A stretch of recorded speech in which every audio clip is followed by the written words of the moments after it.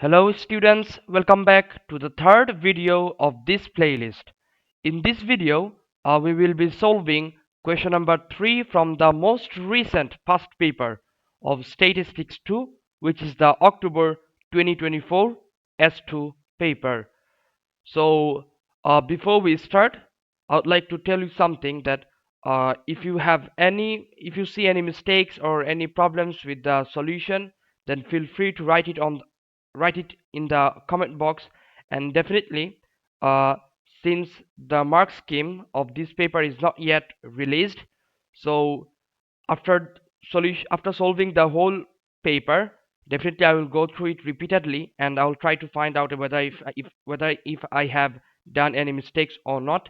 And definitely I'll notify that in the comment box under this video. So whenever you will be watching the video, definitely keep an eye on the comment box at first, so that you can uh, get to know whether I have done any mistakes in this solution or not. And yeah, definitely if you find any problem, feel free to write it in the comment box. I'll be there always to reply to you. Fine. So let's get started with the third question of this paper.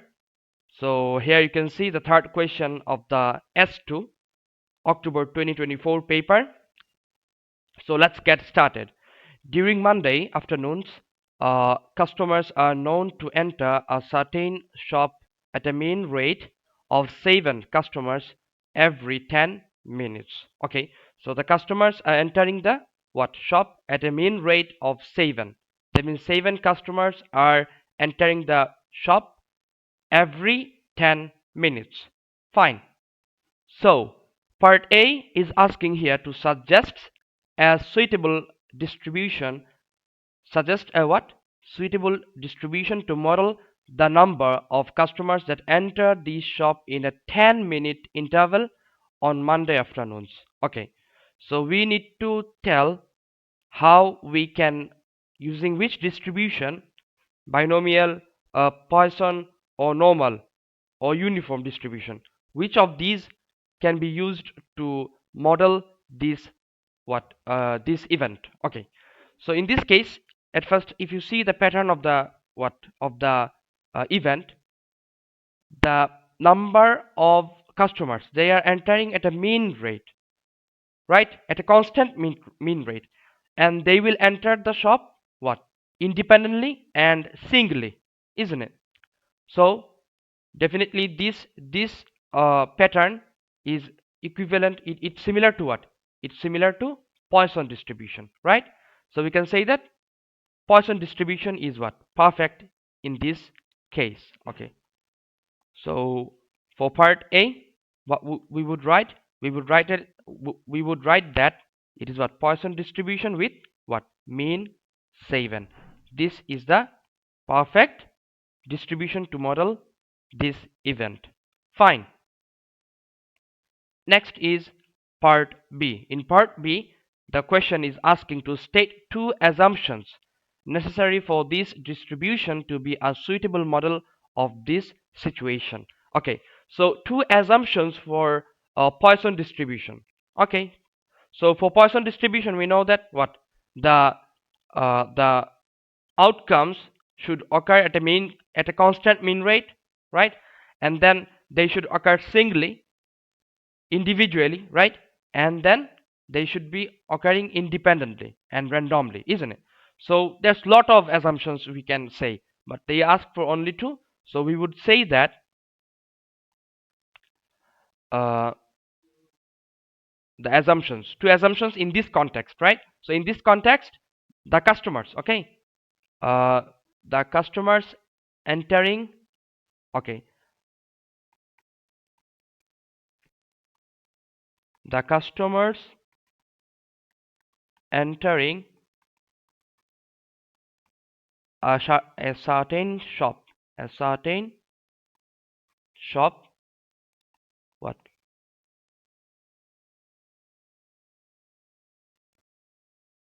is occurring,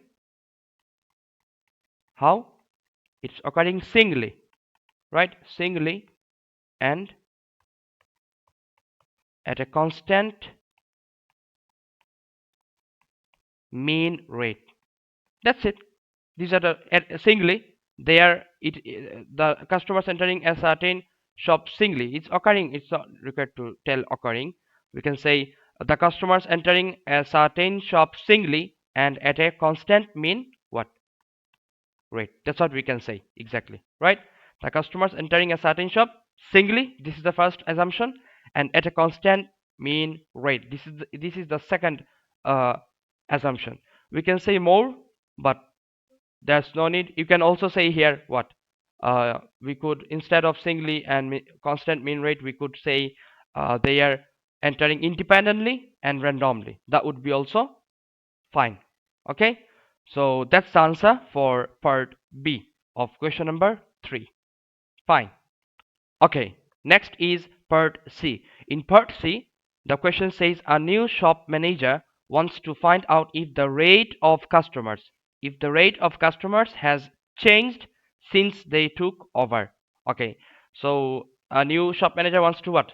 See whether the rate of customers entering a certain shop, it is whether changed or not. Okay, so part C is asking here to write down suitable null and alternative hypothesis that the shop manager should use. Okay, so this is basically a concept from what? Hypothesis testing. Okay, so we need to write down the suitable what? Null hypothesis.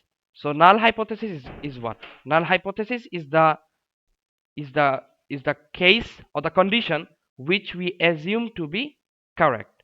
So we are assuming that when the shop manager would be doing the test, he would assume that the mean rate is 7, because initially it is known to be 7, right? So that's why the null hypothesis, the H0, okay, the H0 would be what?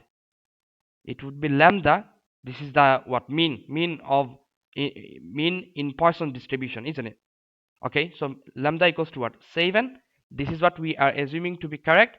And then the alternative hypothesis. Okay, alternative hypothesis is the one on which we will be testing on, right? Like the alternative hypothesis, it depends on the what? On the type of test, like what the manager or what the person wants to test. So here the manager wants to test whether the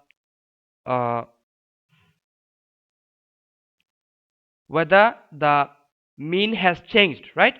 So mean has changed. That means in that case, since he wants to see whether it is changed or not, so in that case the alternative hypothesis would be lambda not equal to what?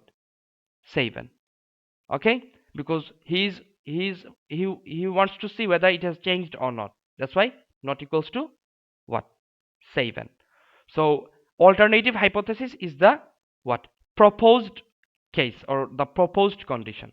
Okay, so this is what we got: the null hypothesis and the alternative hypothesis, and that's what part C has asked for. Fine. Okay, next is part D. In part D, the question says the shop manager decides to monitor the number of customers entering the shop in a random 10-minute interval next Monday afternoon.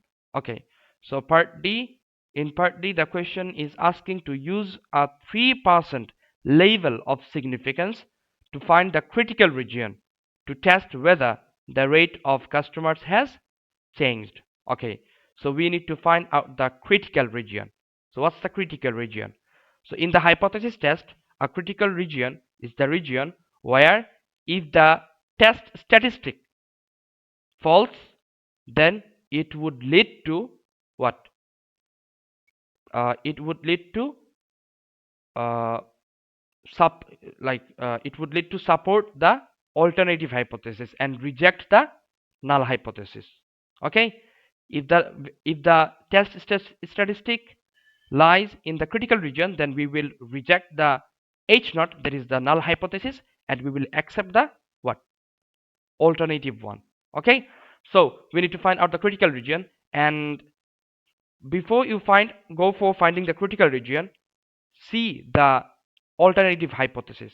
The alternative hypothesis says lambda not equals to 7. That means this test is two-tailed. You need to figure out at first, before finding the critical region, what type of test, hypothesis test is it, whether it is two-tailed or one-tailed. So here lambda not equals to 7, that means it is what, two-tailed test. Okay, so in that case we need to find out two critical region. One is for upper tail and one for the lower tail. Okay, so at first go for the at first, what level of significance is 3%, right? So for the lower tail, at first the lower tail. Okay, for the lower tail, probability of x less than or equal x should be less than what, lower tail, since it is a two-tailed test, so level of significance will get halved, so that is 0.015. Okay, so now the lambda is what, 7, so we have to go to cumulative distribution table for Poisson distribution. Okay, so here you go. Yeah, this is the cumulative distribution table for Poisson distribution. Okay, so we need lambda 7. Here you go, this is lambda 7. Now we need to find out the value for the test statistic that is less than what, 0.015. Which one? Okay, 0.015. Look, this is less than 0.015, right? This is less than 0.015, but this one is what, greater than 0.015. So we will take both and show that one, the first one, that is less than or equal 1, it is what, less than or equal, this is less than 0.015, so it is acceptable. Okay, so this would be the critical region. Okay, let's see. We will consider what, probability of x less than or equal 1, it is what we got, 0.007, I think it was 0.0073, and the other one, let me write it down on my calculator, 0.0296, the other one. Okay, so 0.0073, the first one, less than or equal 1, it is what, 0.0073. Okay, so this is 0.0073, which is less than 0.015. Okay, next one is probability of x less than or equal to, it is what we got, 0.0296, which is basically greater than 0.015. Okay, so what, critical region for the lower tail, it's what, x less than or equal 1. Next is what, for upper tail, same method. Okay, for upper tail, probability of x greater than or equal x would be what, less than 0.015. Okay, so let's go to the table for Poisson distribution, and we need greater than or equal, x should be less than 0.015. Okay, 0.015, you have to consider that we are considering greater than or equal, so this is showing less than or equal, so 1 minus probability of x less than or equal x should be less than 0.015. Okay, so if you take it if you take the probability of x less than or equal x to the right side of the inequality, what you will get, it should be greater than 1 minus 0.015, so you will get basically it should be 0.985. that means greater than 0.985, where you can see greater than 0.985, 0.987, these two, 985 greater than 0.9872, greater than 985. right? So it's greater than 985, but it's less than 0.985. Okay, so we got 12 and 13. Okay, one is 0.9730, another one is 0.9872. For 12, one is for 12 and the other one is for what? 13, right? 13. Okay, so we will use these two probabilities. Okay, let's have a look. For upper tail, probability of x greater than or equal, what we found, 12. Okay, it is equals what? 1 minus, okay, it would be probability of x greater than or equal 13, because this is discrete, right? So when you will be subtracting, it will be 1 less, right? Probability of x less than or equal 12, because 13 is included in the what? Upper inequality. So what? 12, you have to exclude 1 less, right? That is 12. So 1 minus probability of x less than or equal 12, it is 1 minus 0.9730, which is basically, if you use your calculator, it gives us 1 minus 0.9730, that is basically 0.027, which is basically greater than what? 0.015. So it's not acceptable, right? Next is what? Probability of x greater than or equal 14. So for that, it would be 1 minus, as like as before, x less than or equal what? 13. So what you will get? 1 minus probability of x less than or equal 13. It's what? It's from the table we got 0.9872.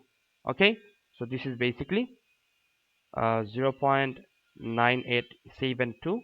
This is 0.0128, which is basically less than 0.015. So we got the critical region here. So wait, let's say x equals to 14 is the critical value. 14 is the what? Critical value. Critical value is the first value for test statistic that lies in the critical region. Okay, so x equals to 14 is the first value for test statistic that lies in the critical region. So at first write critical value is what? X equals to 1, right? Here it was 1 and here it is what? 14. Yes, exactly. So we got the critical region. What are the critical region? Critical regions are what? X less than or equal 1, or what? X greater than or equal 14. That's it. And that's what the part D of question number 3 has asked for. Fine. Next is part E. So in part E, the question is asking to find the actual significance level of this test based on your critical region from part D. Okay, actual significance level. So the significance level that is told in the question of part D, this is 3%. It is set by the what? By the question, isn't it? So this is not the actual level of significance, because since it is discrete event, right? It is Poisson distribution, so it is discrete distribution. So for discrete distribution, like the outcomes or the possible values for the test statistic, it is what? It is discrete. It is what? Discrete. It can't be decimal. So that's why from the fixed level of significance, that is by the question, it is not the actual level of significance, because within for this level of significance there might be not possible to get some decimal values. Okay, so the actual level of significance is basically the one we got for the critical value. Okay, this is what 0.0073. Okay, this is 0.073. This is what we got for the lower tail, right? This is the actual probability. Okay, so if you consider 0.015, basically it would be between 1 and 2, which is not possible. Okay, that's why the fixed significance, level of significance by the question, it is not perfect. Okay, because it would lead to decimal value. Okay, so the actual level of significance is the one that we got, that is 0.0073 for the lower tail, and for the upper tail it was what, 0.0128. Okay, so we will just add them. For part E, this is 0.0073 plus 0.0128, isn't it? 128 exactly. So it will get 0.0073 plus 0.0128. That would give you 0.0201. 0.0201. So you can say actual level of significance. Okay, significance is how much percent? If you convert it to percent, multiplied by 100, so you'll get a 2.01%. This is now the perfect level of significance, okay, for this event. Okay, so that's what the answer for part E of question number 3. Fine. Okay, next is part F. In part F, the question says, during the random 10-minute interval that Monday afternoon, 12 customers entered the shop. This is basically the test statistic. The test statistic, the outcome of test statistic is what? 12. They found that in the test, 12 customers entered the shop. Fine. This is the outcome of the test statistic. So, part F is asking to comment on this finding using the critical region in part D. This is basically, we have to do the conclusion of this hypothesis test. Okay, so the outcome of test statistic is what? X equals to what? 12, right? So the outcome is x equals to 12 for part F. X equals to 12. Does it lies within the critical region or outside the critical region? Definitely it's outside the critical region, because critical region for the upper tail is x greater than or equal 14, right? So x equals to 12 lies what? Outside the what? Critical region, right? Critical region. Okay, so if the test statistic lies outside the critical region, then the test is not significant. Okay, so the test is not significant. So if the test is not significant, then we can't reject H0. Okay, so the test is not significant, hence what? Accept H0. Okay, therefore if you accept H0, H0 was what? Lambda equals to 7, right? That means the rate of customers entering a certain shop is not changed, right? Therefore the test shows okay, the test shows what? The manager is investigating whether the mean has changed or not. So we will say that the test shows insufficient evidence, okay, evidence to support that what? Support that the rate that the